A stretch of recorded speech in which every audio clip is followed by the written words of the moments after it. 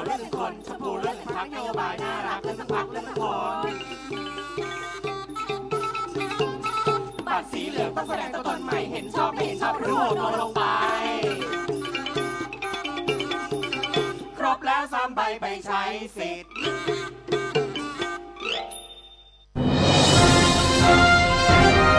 ขับรถมีน้ำใจรักษาวินัยจราจรคุณกำลังฟังรายการจราจรเพื่อชุมชนทางสถานีวิทยุกระจายเสียงแห่งประเทศไทยจังหวัดเชียงใหม่ FM 93.25 เมกะเฮิรตซ์ทุกวันจันทร์ถึงวันศุกร์ 16:10 น. ถึง 17:00 น.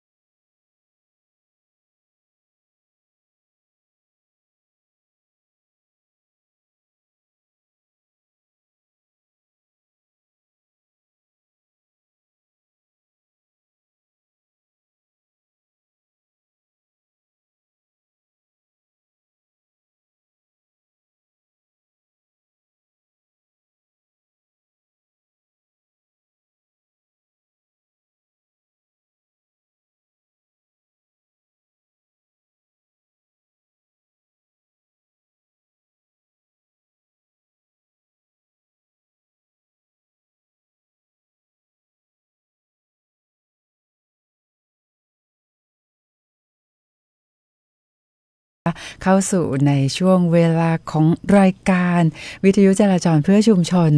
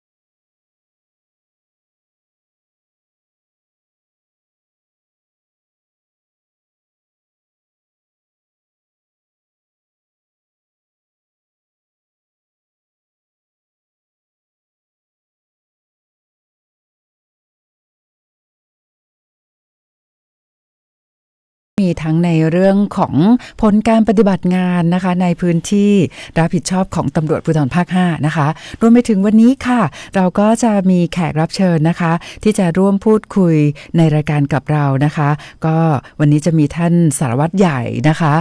สถานีตำรวจท่องเที่ยวเชียงใหม่มาร่วมพูดคุยในรายการกับเราด้วยนะคะแต่ว่าตอนนี้เนี่ยนะคะมาดูข้อมูลผลการปฏิบัติงานนะคะในส่วนของตำรวจภูธรภาค5กันก่อนดีกว่าซึ่งท่าน พลตำรวจตรีนพดลกลึงไกลนะคะท่านรองผู้บัญชาการตำรวจภูธรภาค 5ซึ่งท่านรับผิดชอบงานด้านการป้องกันปราบปรามอาชญากรรมนะคะก็ได้ฝากข้อมูลนะคะมาให้กับคุณผู้ฟังได้รับทราบนะคะทั้งในเรื่องของการเตือนภัยด้วยแล้วก็ผลการทำงานนะคะที่ตำรวจภูธรภาค 5นะคะมีผลการปฏิบัติงานได้อย่างรวดเร็วเลยนะคะก็คือมีกรณีนะคะเกี่ยวกับมีผู้ที่ไปก่อเหตุนะคะลักขโมยนะคะพานเงินค่ะคุณผู้ฟังค่ะนะคะซึ่งในเรื่องนี้เนี่ยก็เกิดในพื้นที่ของสถานีตำรวจภูธรแม่ริมจังหวัดเชียงใหม่นะคะก็เป็นกรณีที่มีคนร้ายค่ะนะคะเป็นชายนะคะอายุประมาณ60ปีโอ้โหนะคะขี่รถจักรยานยนต์นะคะมาก่อเหตุขโมยพานเงินแท้น้ำหนักประมาณ10 บาทนะคะหลบหนีไปจากวัดนะคะซึ่งเหตุที่เกิดขึ้นเนี่ยก็เกิดขึ้นในวัดดาราพิมุกนะคะตำบลดอนแก้วอำเภอแม่ริมจังหวัดเชียงใหม่นะคะก็หลังจากนั้นนะคะก็ทางเจ้าหน้าที่ตำรวจนะคะสถานีตำรวจภูธรแม่ริมจังหวัดเชียงใหม่พอได้รับแจ้งเหตุเนี่ยก็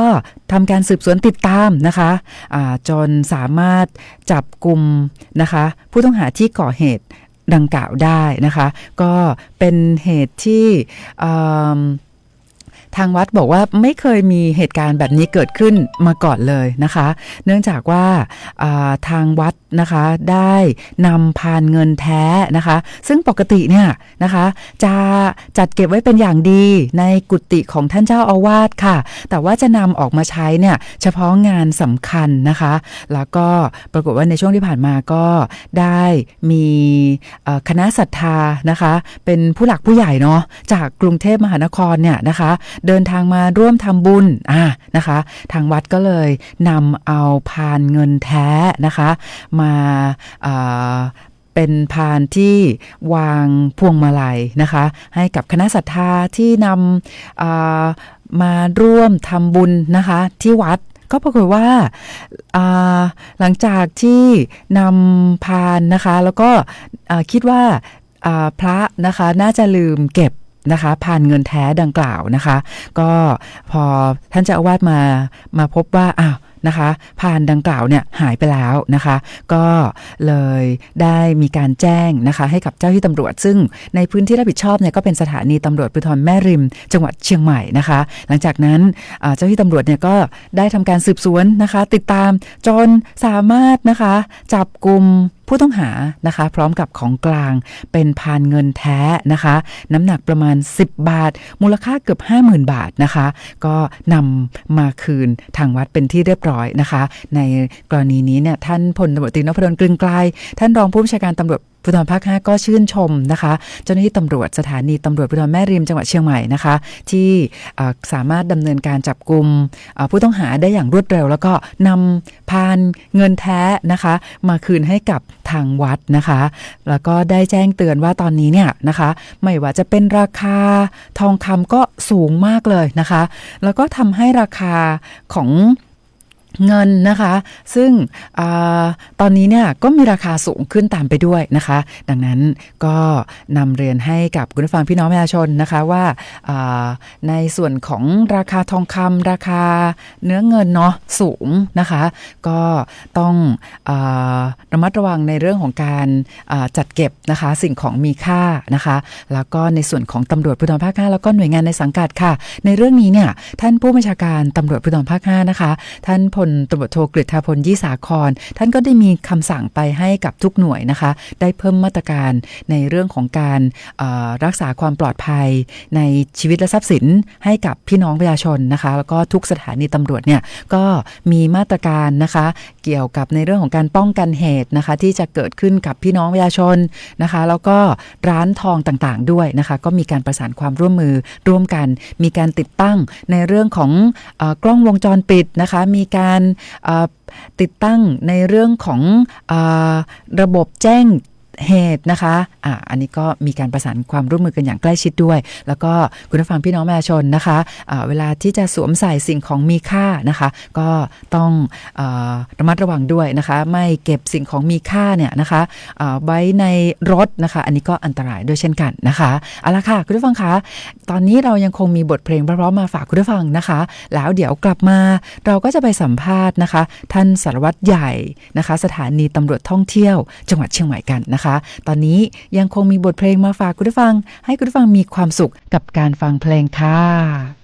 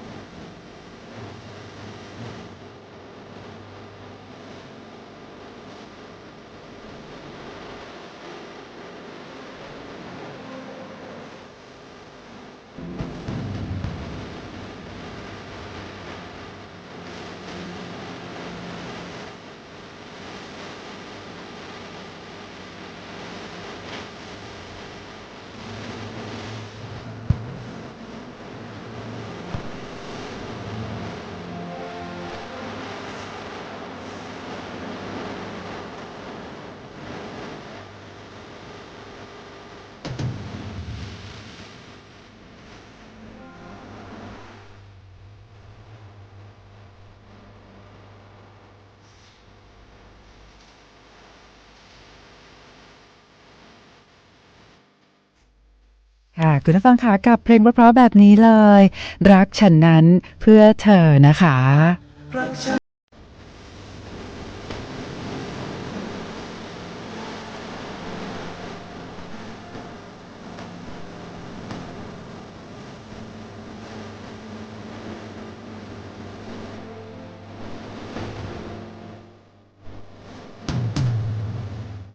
ค่ะคุณผู้ฟังค่ะคุณผู้ฟังหลายท่านนะคะก็บอกว่ายังคงชื่นชอบผลงานเพลงของ Pink Panther นะคะแล้วก็เดือนนี้นะคะเดือนแห่งความรักเนาะดังนั้นนะคะเราก็อาจจะเน้นในเรื่องของเพลงที่เกี่ยวกับความรักเยอะนิดนึงนะคะ เอาละค่ะคุณผู้ฟังคะแต่ว่าตอนนี้นะคะ เราจะไปสัมภาษณ์นะคะ พันตำรวจโทมกราศรีสกุลพิสุทธิ์นะคะ สารวัตรใหญ่สถานีตำรวจท่องเที่ยวจังหวัดเชียงใหม่นะคะ ตอนนี้ก็อยู่ในสายกับเราแล้ว สวัสดีค่ะ ครับสวัสดีครับผม ค่ะ ก็ยินดีต้อนรับนะคะ ท่านรองมกราเนาะนะคะ สารวัตรใหญ่ท่องเที่ยวเชียงใหม่นะคะอ่าน้องมกราคะในเดือนกุมภาพันธ์นี้นะคะ มีเขาเรียกว่ามีวันสำคัญมากมายเลยนะคะ แล้วก็เชื่อว่าน่าจะมีนักท่องเที่ยวทั้งชาวไทยแล้วก็ชาวต่างประเทศเนี่ยเดินทางเข้ามาท่องเที่ยวที่จังหวัดเชียงใหม่นะคะ อยากให้ทางท่านสารวัตรใหญ่มกรานะคะ ได้พูดคุยในเรื่องนี้ด้วยค่ะ ครับก็สำหรับเดือนกุมภานะครับ ก็มีอีเวนต์เยอะแยะมากมายเลยนะครับ ไม่ว่าจะเป็น12-13กุมภาก็มีวาเลนไทน์ที่จริงใจมาร์เก็ตนะครับ แล้วก็ที่สำคัญเป็นงานประจำปีของจังหวัดเชียงใหม่เลยก็คือมหกรรมไม้ดอกไม้ประดับนะครับ ตรงสวนบุกหาดอำเภอเมืองเชียงใหม่ตั้งแต่วันที่13-15นะครับ แล้วก็14เนี่ยก็มีเปิดแบ็กยาร์ดมหิดลอีกนะครับ แล้วก็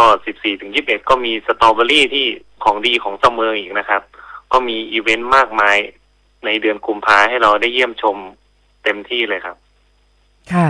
แล้วก็ยังมีในเรื่องของเทศกาลตรุษจีนด้วยนะคะค่ะวาเลนไทน์ด้วย ดังนั้นตำรวจท่องเที่ยวเชียงใหม่ค่ะ มีความพร้อมนะคะ มีมาตรการในเรื่องของการรักษาความปลอดภัยนะคะ ให้กับนักท่องเที่ยวทั้งชาวไทยแล้วก็ชาวต่างประเทศยังไงบ้างนะคะ ครับก็เบื้องต้นนะครับของเราเนี่ย ตอนนี้เราก็มีจุดบริการนักท่องเที่ยวไม่ว่าจะเป็นตรงสนามบินนะครับ แล้วก็ตรงขนส่งอาร์เคดแล้วก็ตรงคูบาศรีวิชัยนะครับ แล้วก็ยังมีตรงกลางเมืองตรงถนนท่าแพข้างๆสภ.เมืองครับ แล้วก็ตอนนี้ตำรวจท่องเที่ยวเราก็นำเทคโนโลยีแล้วก็ร่วมกับตำรวจพื้นที่นะครับ ในเรื่องของกล้อง AI ในการที่จะวางตามจุดเข้าเมืองออกเมืองไม่ว่าจะเป็นสนามบินหรือว่าอาร์เคดนะครับ ถ้ามีบุคคลร้ายหรือว่าคนที่เคยไปชิงทรัพย์ลักทรัพย์หรือไปก่อเหตุที่อื่นเข้ามาในพื้นที่เนี่ย เราก็จะมีกล้องตรงเนี้ยคอยคัดกรองและแจ้งเตือนให้นักท่องเที่ยวทราบ ให้ตำรวจทราบครับพูดผิดแล้วตำรวจก็จะเข้าไปจับกลุ่มทันทีเลย ก็ตอนนี้ก็เอาเทคโนโลยีตรงเนี้ยกระจายไปภูธรก็ไปร่วมกับทางพุ่งกับอำเภอพุ่งกับแม่ริมนะครับ ในการที่จะตั้งด่านตรวจแล้วก็เอาเทคโนโลยีเรื่องกล้อง AI ตรงเนี้ยเข้าไปช่วยด้วยครับเขาช่วยคัดกรองให้คนเข้าเมืองมาปลอดภัยที่สุดแล้วก็ไม่เป็นอันตรายต่อประชาชนเชียงใหม่ครับค่ะก็นอกจากนะคะจะในส่วนของตำรวจท่องเที่ยวเชียงใหม่เนี่ยนะคะก็มีการนำเอาระบบเทคโนโลยีนะคะมาเพิ่มประสิทธิภาพในการทำงานนะคะดูแลนักท่องเที่ยวทั้งชาวไทยแล้วก็ชาวต่างประเทศนะคะแล้วก็ตำรวจท่องเที่ยวยังได้รักด้วยนะคะทำงานร่วมกับตำรวจภูธรนะคะในการติดตั้งกล้องใช่ไหมคะแล้วก็เป็นกล้อง AI ใช่ไหมคะท่านสวัสดิ์ใหญ่มกราค่ะ ค่ะดังนั้นนะคะผู้ที่มีหมายจับนะคะหรือว่าผู้ที่กระทำความผิดหรือว่าเวลาที่มีคนหายพลัดหลงเนี่ยนะคะกล้อง AI เนี่ยช่วยงานได้อย่างมีประสิทธิภาพเลยใช่ไหมคะท่านสวัสดิ์ใหญ่มกราค่ะใช่ครับใช่ครับดังนั้นนะคะตอนนี้การทำงานของเจ้าหน้าที่ตำรวจเนี่ยนะคะเราถึงแม้ว่าเราจะอยู่กันคนละหน่วยนะคะแต่ก็มีการบูรณาการทำงานร่วมกันนะคะอย่างเช่นท่านสวัสดิ์ใหญ่มกราคะที่บริเวณประตูท่าแพอันนี้เป็นยังไงบ้างนะคะประตูท่าแพตอนนี้คือต้องนำเรียนว่าพวกแก๊งอาหารนกเนี่ยทางสภ.เมืองทางเทศบาลกับตำรวจท่องเที่ยวเนี่ยก็จับทุกวันนะครับแต่ต้องนำเรียนว่ากฎหมายมันโทษมันปรับแค่หลักร้อยนะครับตอนนี้ทางเราเนี่ยก็พยายามคิดที่จะเอา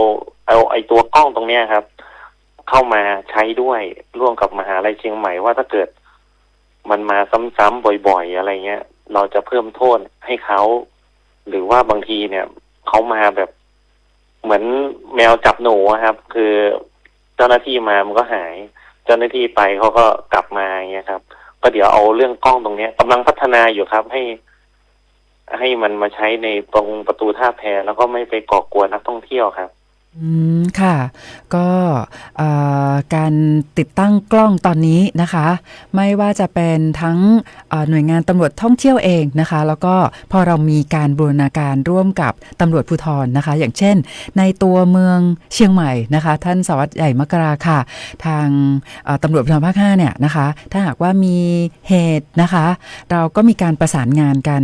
อย่างใกล้ชิดอยู่แล้วนะคะแล้วก็พอมีการนำเอาระบบเทคโนโลยีมาเพิ่มประสิทธิภาพในการทำงานนะคะต้องบอกว่าคดี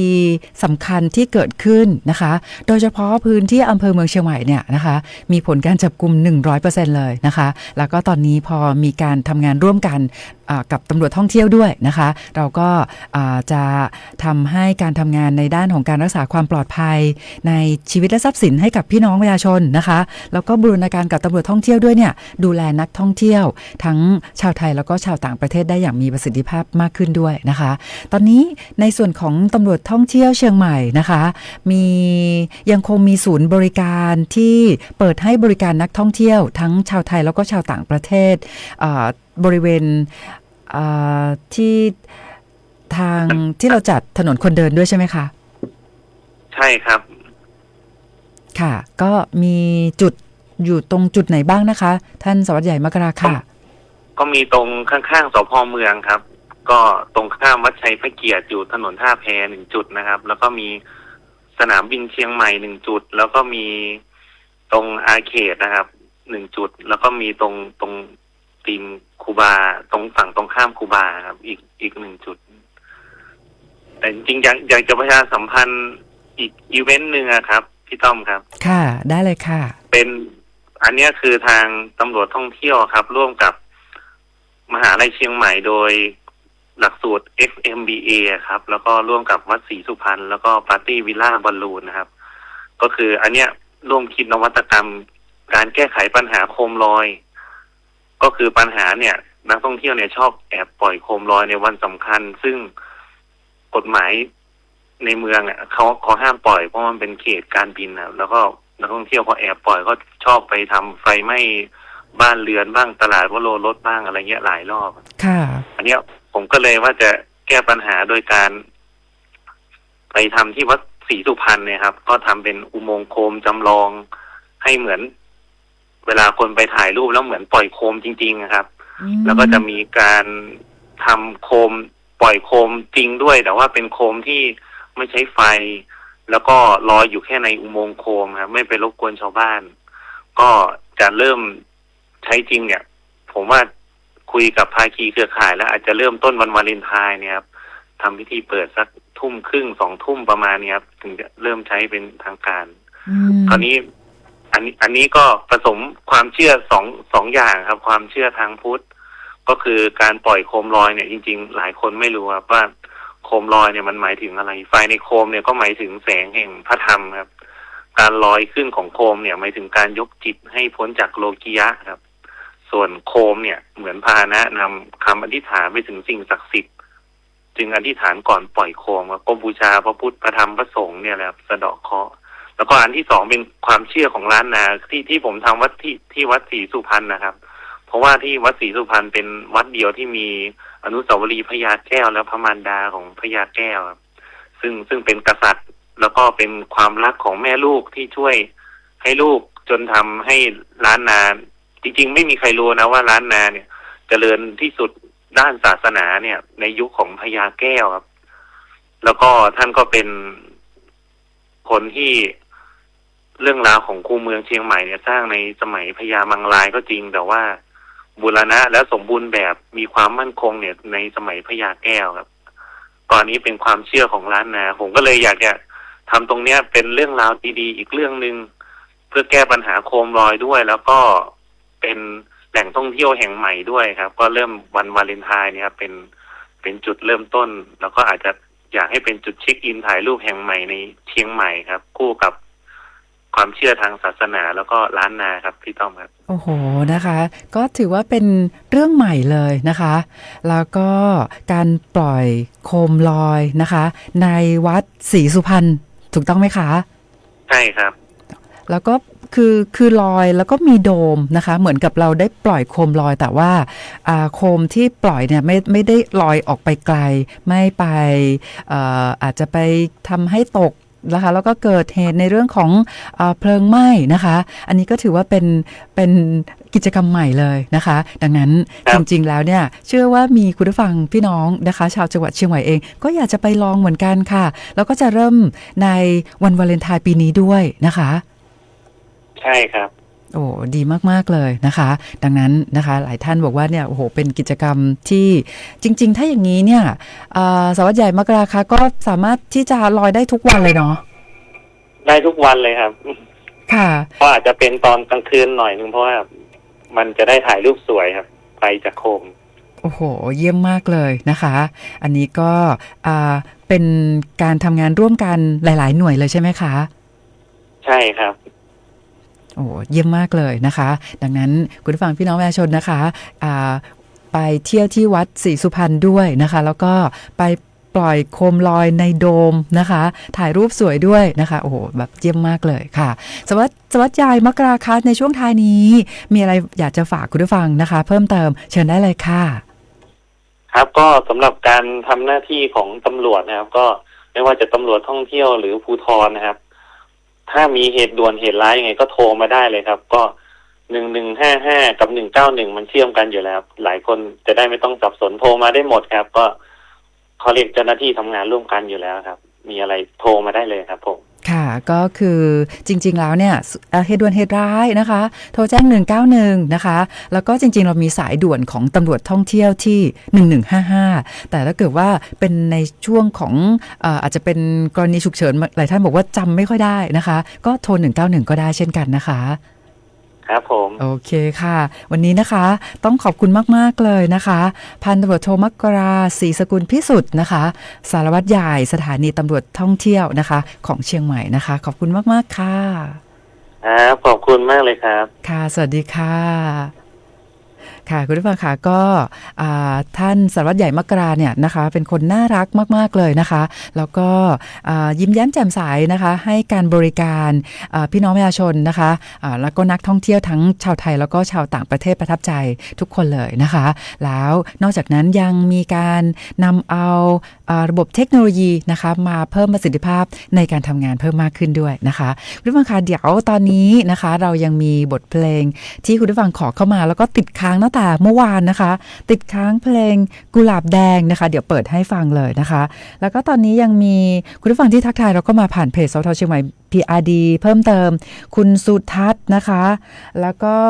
มีคุณปุณณภาด้วยนะคะนอกจากนั้นนะคะก็มีคุณม่านฟ้ามีคุณพงศักดิ์นะคะแล้วก็มีคุณสุชามาศด้วยนะคะขอบคุณมากๆเลยนะคะเดี๋ยวอีกสักครู่หนึ่งเราก็จะไปสัมภาษณ์นะคะท่านสารวัตรจราจรจากกลุ่มงานจราจรตำรวจภูธรจังหวัดเชียงใหม่นะคะแต่ตอนนี้พอดีติดค้างเพลงไว้ตั้งแต่เมื่อวานก็มาฟังกันเลยค่ะ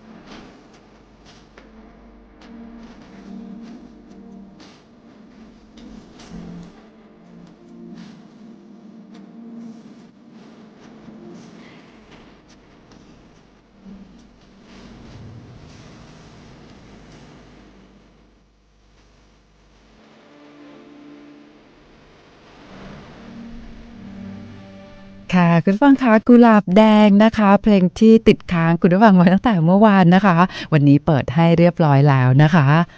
เอาละค่ะคุณผู้ฟังคะตอนนี้นะคะก็มีคุณผู้ฟังนะคะคุณเหมานะคะคุณเหมาก็ได้ให้ข้อมูลนะคะเกี่ยวกับป้ายนะคะโฆษณาที่อยู่ริมถนนแล้วก็ปรากฏว่าป้ายดังกล่าวเนี่ยนะคะโดนรถหลังคาสูงเนี่ยเฉี่ยวนะคะแล้วก็ทำให้ป้ายชำรุดก็ได้แจ้งข้อมูลนะคะสถานที่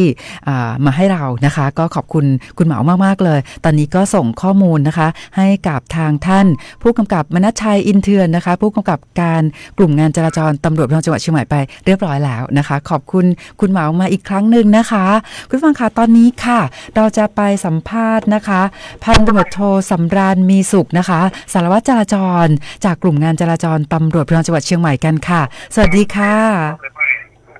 ครับสวัสดีครับผมค่ะสารวัตรสำราญคะวันนี้วันพุธกลางสัปดาห์ด้วยนะคะเป็นยังไงบ้างคะในเรื่องสภาพการจราจรรวมไปถึงมีรายงานการเกิดอุบัติเหตุรวมไปถึงในเรื่องของการบังคับใช้กฎหมายจราจรเป็นอย่างไรบ้างค่ะครับสวัสดีครับเบื้องต้นก็ขอขอบคุณท่านที่ได้แจ้งข่าวสารเกี่ยวกับปัญหาอุปสรรคต่างๆที่เกี่ยวกับการจราจรเช่นป้ายอะไรก็ผ่านสื่อผ่านอะไรมาได้นะครับผมสำหรับการจราจรในห้องเย็นวันนี้ครับจากการตรวจสอบเบื้องต้นก็เกือบทุกเส้นทางครับการว39ก็คือรถยนต์ต่างๆก็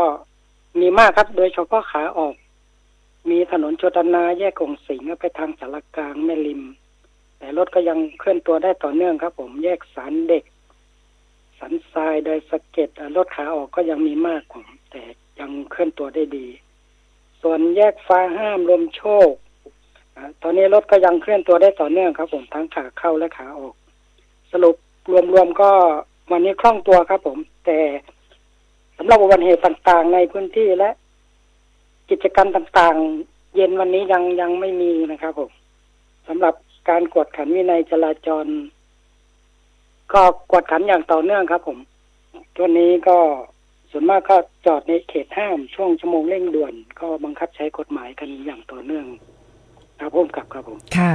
ก็ถือว่าเป็นข่าวดีค่ะสารวัตรสำราญในกรณีที่ไม่มีรายงานในเรื่องของการเกิดอุบัติเหตุนะคะเราอยากให้ทุกท่านเนี่ยเดินทางปลอดภัยในทุกๆวันเลยนะคะแต่อย่างไรก็ตามในช่วงนี้นะคะช่วงชั่วโมงเร่งด่วนนะคะโดยเฉพาะช่วงเช้ากับช่วงเย็นเนี่ยนะคะทางท่านผู้กำกับการกลุ่มงานจราจรตำรวจภูธรจังหวัดเชียงใหม่นะคะก็ได้มีการมอนิเตอร์นะคะให้การจราจรเนี่ยนะคะเป็นไปด้วยความสะดวกดังนั้นผู้ที่ไปจอดรถนะคะในช่วงเวลาห้ามจอดเนี่ยอันนี้ก็ต้องขอความร่วมมือเลยเนาะสารวัตรสำราญเนาะครับผมค่ะก็วันนี้นะคะขอบคุณมากๆเลยนะคะพันตำรวจโทสำราญมีสุขค่ะขอบคุณค่ะครับสวัสดีครับผมค่ะสวัสดีค่ะค่ะคุณผู้ฟังค่ะก็อย่างเช่นเมื่อสักครู่นะคะที่คุณเหมาก็ได้ส่งภาพแล้วก็ข้อมูลนะคะเกี่ยวกับป้ายที่ชำรุดนะคะข้างทางมาให้กับทางรายการนะคะเราก็จะได้ประสานงานกับหน่วยงานที่เกี่ยวข้องนะคะเมื่อสักครู่ทางท่านผู้กำกับการกลุ่มงานจราจรตำรวจภูธรจังหวัดเชียงใหม่ก็รับข้อมูลนะคะก็คุณผู้ฟังพี่น้องประชาชนนะคะสามารถที่จะแจ้งนะคะเวลาขับรถไปนะคะไปเจอในเรื่องของสัญญาณไฟชำรุดนะคะเสาไฟชำรุดนะคะหรือว่ามีข้อแนะนำนะคะในเรื่องของการจราจรนะคะก็สามารถที่จะแจ้งเป็นกรณีเร่งด่วนก็ได้นะคะที่ห้องศูนย์วิทยุนะคะของกลุ่มงานจราจรตำรวจภูธรจังหวัดเชียงใหม่053-235-595นะคะก็เกี่ยวกับในเรื่องของการจราจรทั้งหมดนะคะแจ้งตรงที่ศูนย์วิทยุได้เลยนะคะ053-235-595นะคะหรือว่าจะแจ้งผ่านทางรายการวิทยุจราจรเพื่อชุมชนโดยตำรวจภูธรภาค5นะคะหรือว่าแจ้งผ่านเพจนะคะตำรวจจราจรเชียงใหม่TFCM ก็ได้เช่นกันนะคะเอาละค่ะคุณผู้ฟังคะก็ในช่วงท้ายของรายการนะคะเรามีข่าวนะคะข้อมูลที่จะมานำเรียนให้กับคุณผู้ฟังพี่น้องประชาชนนะคะเกี่ยวกับในเรื่องของภัยออนไลน์นะคะซึ่งในช่วง7วันที่ผ่านมานะคะตำรวจภูธรภาค5ก็มีการรวบรวมสถิตินะคะภัยออนไลน์ที่เกิดขึ้นในพื้นที่รับผิดชอบของตำรวจภูธร ภาค5นะคะซึ่งครอบคลุมพื้นที่8จังหวัดภาคเหนือตอนบนนะคะเรายังคงพบว่ามีพี่น้องประชาชนเนี่ยตกเป็นเหยื่อของแก๊งมิจฉาชีพจากภัยออนไลน์เนี่ยนะคะแค่7วันที่ผ่านมา623คดีมูลค่าความเสียหายอยู่ที่ 29.7 ล้านบาทเศษนะคะแล้วก็ประเภทของคดีออนไลน์ที่พี่น้องประชาชนตกเป็นเหยื่อสูงสุดอันดับที่1ก็คือการหลอกลวงซื้อขายสินค้าหรือบริการนะคะอันนี้ยังคงเป็น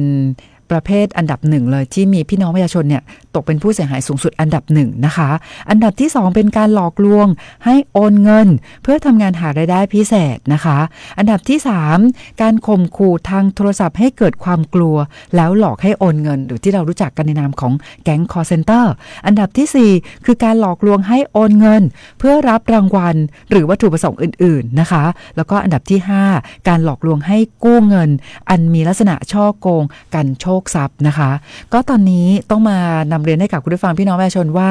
ถ้าหากว่าพี่น้องประชาชนนะไปเจอเพจนะคะที่เขาบอกว่าเนี่ยกู้เงินนะคะง่ายนะคะแล้วก็อัตราดอกเบี้ยถูกนะคะแล้วก็ส่วนใหญ่เนี่ยก็จะเป็นการประชาสัมพันธ์ผ่านเพจต่างๆเนาะแล้วถ้าเกิดว่ามีผู้ที่ไปกู้เงินออนไลน์นะคะส่วนใหญ่ก็จะไปเจอในเรื่องของการเรียกอัตราดอกเบี้ยที่สูงเกินกว่าที่กฎหมายกำหนดนะคะชำระยังไงก็ไม่สามารถชำระหนี้ได้หมดสักทีนะคะแล้วถ้าเกิดว่ามีการผิดนัดชำระหนี้นะคะก็มักจะเจอในเรื่องของการข่มขู่นะคะประจานนะคะเพราะว่าเวลาที่เราไปกู้เงินออนไลน์นะคะจากเพจออนไลน์ต่างๆเนี่ยนะคะเขาก็จะถามว่ายินยอมให้เข้าถึงข้อมูลหมายเลขโทรศัพท์ในมือถือหรือเปล่านะคะเราก็จะไปกดยินยอมแล้วก็บอกยินยอมให้เข้าในเรื่องของภาพถ่ายนะคะในโทรศัพท์ไหมเราก็ไปยินยอมนะคะคราวนี้พอยินยอมนะคะก็เลยทำให้เขาสามารถเข้าสู่ข้อมูลในโทรศัพท์ของเราได้แล้วถ้าเกิดว่าเราผิดนัดชำระหนี้นะคะเขาก็จะไปเอาภาพในโทรศัพท์ของเรานะคะมาประจานอาจจะใช้คำพูด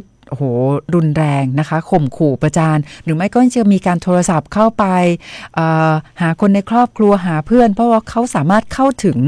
ข้อมูลในโทรศัพท์ของเราเพราะเราไปยินยอมใช่ไหมคะอันนี้เนี่ยก็จะทำให้ตอนนี้เนี่ยมีผู้เสียหายหลายคนเลยนะคะที่ถูกนำภาพเนี่ยไป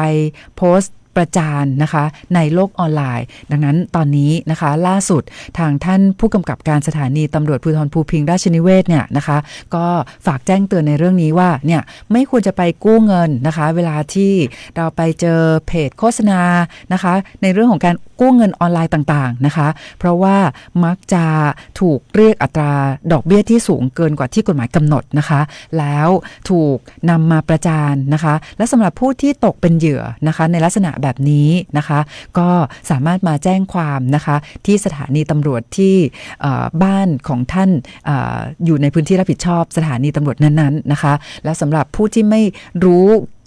เกี่ยวข้องเลยแต่ถูกนำภาพนะคะไปโพสต์ประจานต่างๆเนี่ยนะคะท่านก็สามารถที่จะมาแจ้งความที่สถานีตำรวจใกล้บ้านได้เช่นกันนะคะซึ่งทางเจ้าหน้าที่ตำรวจเนี่ยก็จะมีการดำเนินการนะคะไปตรวจสอบว่าผู้ที่ไปทำผิดนะคะเอาภาพบุคคลอื่นไปโพสต์ประจานตรงนั้นเนี่ยนะคะอาจจะเป็นผ่านFacebook นะคะก็จะไปติดตามว่าใครเป็นผู้โพสต์นะคะแล้วก็ถ้าหากว่ามีการทำผิดกฎหมายก็จะดำเนินคดีตามกฎหมายนะคะดังนั้นวิธีที่ดีที่สุดนะคะอย่าได้หลงเชื่อค่ะเวลาที่เราจะกู้เงินต่างๆนะคะควรจะไปกู้เงินผ่านสถาบันการเงินที่ถูกต้องนะคะแล้วก็ตอนนี้เนี่ยล่าสุดนะคะทางธนาคารแห่งประเทศไทยนะคะก็มีสายด่วนนะคะเวลาที่เราอาจจะมีปัญหาในเรื่องของทางด้านการเงินนะคะปรึกษากับสายด่วนของธนาคารแห่งประเทศไทยที่หมายเลข1213นะคะแต่ไม่ควรจะไปกู้เงินผ่านออนไลน์นะคะเพราะว่าอย่างที่ได้นำเรียนค่ะว่าอาจจะต้องเสี่ยงต่อการถูกเรียกอัตราดอกเบี้ยที่สูงมากๆเลยนะคะแล้วก็อาจจะมีในเรื่องของการนำเอาภาพข้อมูลไปประจานด้วยนะคะเอาละค่ะคุณผู้ฟังค่ะวันนี้นะคะขอบคุณสำหรับการติดตามรับฟังรายการค่ะ เราก็จะจากลากันด้วยบทเพลงนะคะท้ายรายการแล้วก็เดี๋ยววันพรุ่งนี้นะคะ เราก็จะมีกิจกรรมดีๆแล้วก็กลับมาพบกับคุณผู้ฟังใหม่สำหรับวันนี้นะคะขอบคุณสำหรับการติดตามรับฟังอยากให้ทุกท่านเดินทางด้วยความปลอดภัยนะคะขอบคุณและสวัสดีค่ะ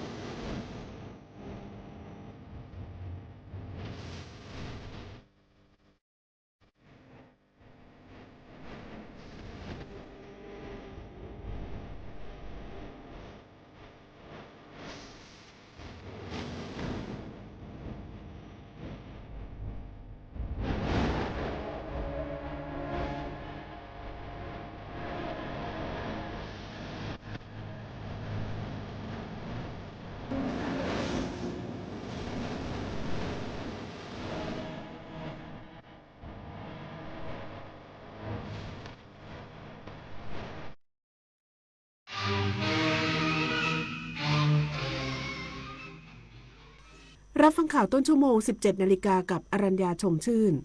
เลขาธิการกกต.เปิดเผยเชิญนายซีเคเจิงให้ข้อมูลเรื่องซื้อเสียงเพื่อรวบรวมข้อมูลสำหรับการบริหารจัดการให้การเลือกตั้งเป็นไปอย่างสุจริตและเที่ยงธรรมไม่มีการใส่ร้ายป้ายสีอีกสักครู่กลับมาติดตามรายละเอียดค่ะ 8 กุมภาพันธ์นี้ทุกเสียงคือพลังอย่าลืม